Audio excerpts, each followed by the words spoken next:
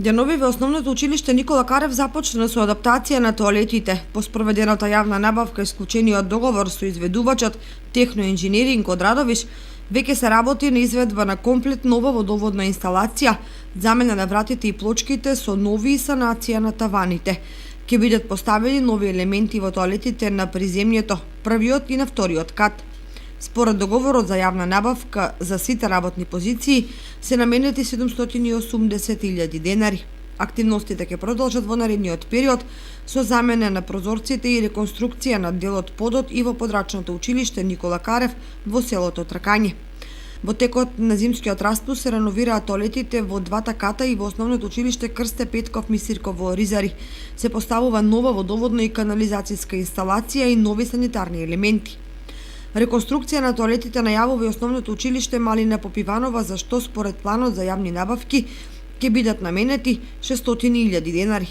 Недела во училиштето ги отстрани проблемите со електричната инсталација, а директорот Благој Петров информира дека во приоритетите за ово училиште останува замената на котлите за парно грејење. Основното училиште Свети Кирил и Методи распиша тендер за санација на дел од кровната конструкција.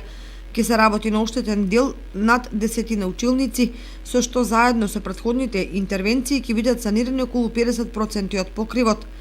Според директорот Даниел Кралев, наредниот период ќе биде искористен за замена на училишни клупи во целото училиште.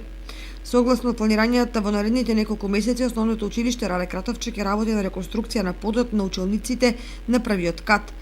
За ово училиште приоритет е подобрувањето на условите за одржување на часовите по физичка култура.